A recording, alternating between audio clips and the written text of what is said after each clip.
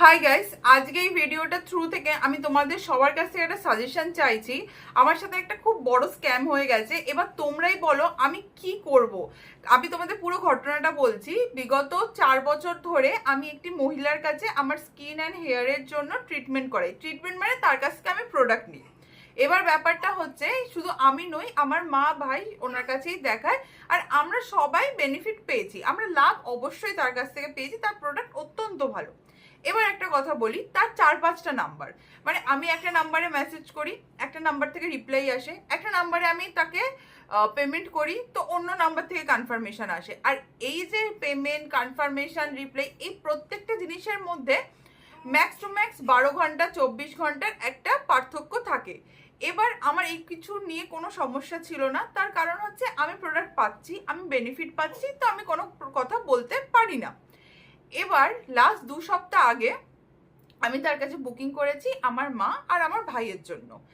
আমি তাকে full payment করেছি, আমি কিন্তু কোনো অ্যাডভান্স পেমেন্ট করিনি, তাকে তাকে আমি ফুল পেমেন্ট করেছি। আমি তোমাদেরকে দেখাচ্ছি স্ক্রিনশটটা, ওয়েট। দেখছো, আমি তাকে কিন্তু ফুল পেমেন্টটা, টাইমটা আমি বলেছি যে সানডে 4টের সময় আমি আপনার কাছে যাব। এখানে দেখো একটা ইমোজি এসছে যে ওকে বলে। 3টের সময় মানে 2:56-তে আমি তাকে ভয়েস পাঠাই। এই যে ভয়েসটা হচ্ছে, এই যে শোনো তোমরা। ম্যাডাম, আমার ভাইয়ের মা বেরিয়েছিল একটা জায়গাতে, আমিও ওদের সাথেই গেছি।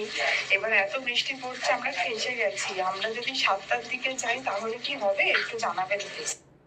পারবো না রিয়ার, খুব বেশি হলে 4টের সময় বলা, তুমি 5টার সময় আসলে হবে। আমার 7টার সময় প্রথম কথা আমি কিন্তু একদমই পারবো না, সরি। তাহলে আজকে আর তাহলে হবেই না। বলো তো আজকে সানডে, আমি বেরোবো একটু, ওকে, আফটার 6 PM আমার নিজেরই আজকে বেরোনো আছে। সো এই বৃষ্টির জন্যই আমি তাও একটু দেরি করেছি, বাট 7টা তো হবেই না, টোটালি আজকে আর তাহলে হবেই না। তারপরে দেখো আমি লিখেছি তাহলে অন্য একটা ডেট প্ল্যান করতে হবে, আজ হবে না। তাহলে এই পর্যন্ত হলো। এবার ঠিক তারপরে উনি একটা আমাকে ডেট দেন, আমি একদম অস্বীকার করছি না, উনি আমাকে একটা ডেট দেন। আর আমি তাকে বলি যে অফকোর্স আমরা এই ডেটে একদম সেই টাইমে পৌঁছে যাব। কিন্তু সেদিনও প্রচণ্ড বৃষ্টি পড়েছে, আমরা যেতে পারিনি।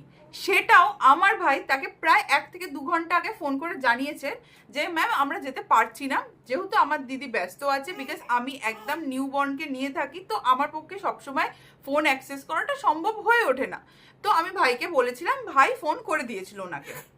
ওনাকে ফোন করার পর উনি খুব রুড বিহেভ করেন যে তোমরা খুব স্বার্থপর, তোমরা যদি এই টাইমটা অন্য কেউ মানে আমার কাছে আসতো তারা বেনিফিট পেত, তোমরা ইচ্ছা করে ডেট নিয়ে আসছো না। আচ্ছা তোমরা বলো, আমি 1000 রুপিস তাকে দিয়েছি, আমি 4 বছর ধরে তাকে দেখাচ্ছি, আমরা কেন ইচ্ছা করে তার কাছে যাব না? আমরা যখন বেনিফিট পাচ্ছি তাহলে আমি কেন তাকে দেখাতে যাব না যখন আমাদের কোনো অসুবিধাই নেই? আমি এই জিনিসটা একদম বুঝলাম না, উনি কেন আমার ভাইকে এই কথাগুলো শোনালো।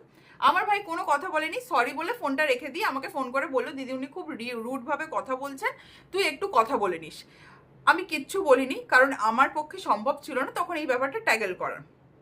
তারপরে আমি ওনাকে মেসেজ করেছি, আমি দেখাচ্ছি আমি কি মেসেজ করেছি। এই যে ম্যাডাম, ভাই আর মা তো যেতে পারেনি আপনার কাছে, 1000 টাকা যেটা আছে ওটাতে আমরা প্রোডাক্ট নিয়ে নেব। উনি কি মেসেজ পাঠিয়েছেন শোনো একবার। অ্যাকচুয়ালি ব্যাপারটা কি বলতো, যেটা অফলাইন কনসালটেশনের জন্য বুকিং করা হয় না, সেই টাইমটা আধ ঘন্টা 1 ঘন্টা, সেই টাইমটা অলমোস্ট বুকিং এর জন্য রাখা হয়। This is the non refundable process. তোমরা কোনো ডাক্তারের কাছে যদি অ্যাপয়েন্টমেন্ট নাও, সেই ডাক্তারের অ্যাপয়েন্টমেন্টে তোমরা যেতে পারোনি, দেন আরেকটা ডেট দিয়েছে, সেই ডেটেও যেতে পারো। ডাক্তারকে বলবে যে ডাক্তার আমরা যেতে পারিনি, আমাদেরকে হয় টাকা রিফান্ড করে দিন বা ওই টাকাটার মেডিসিন দিয়ে দিন। তুমি যেখানে গিয়ে জানাবে, এটা যদি গ্রান্টেড হয় আমি তোমাকে গ্রান্টেড বলে দেবো, this is the non refundable process. আর একবার মিস করে গেলে সেকেন্ড টাইম আবার টাইম দিলাম, সেটাও মিস করে গেছো, এখানে কিছু করার নেই, স্কিপ করে যাও। আর তুমি এক্সট্রা ডেট চাইলে আমি তোমাকে তাহলে দেখলে এটা হলো ওনার কথা, যে উনি আর এক্সট্রা ডেটও দিতে পারবেন না, আর কোনো ডাক্তারের কাছে গেলে এটা হয় সেটা হয়, সেটা ওনার বক্তব্য। ঠিক আছে, আমার সেটাতে কোনো বক্তব্য নেই, সেটা তার প্রবলেম হতেই পারে।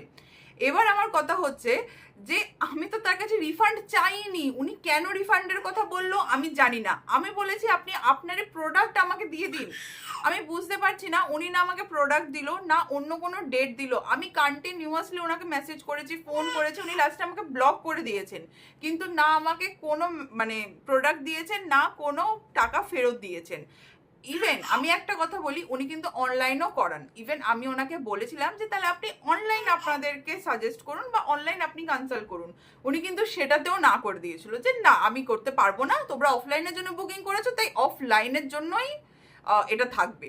এবার তোমরা বলো আমি কি করব? মানে আমাদের কোনো অসুবিধার কারণ নেই নিশ্চয়ই, আমরা যেতে পারিনি, আমরা তো বিনা কারণে 1000 টাকা দিয়ে যাবো না, এরকম হয় না। না, তিনি প্রোডাক্টও দিল না, সে আমাদেরকে দেখলোও না। মানে এরপর আমার কি বলার আছে আমি নিজে বুঝতে পারছি না। তোমরা প্লিজ সাজেস্ট করো যে আমার কি করা উচিত এবার, কারণ আমি তো কিছুই বুঝতে পারছি না যে সে কোনো মানে আমাদের রিচ আউটই করার কোনো সুযোগ দিচ্ছে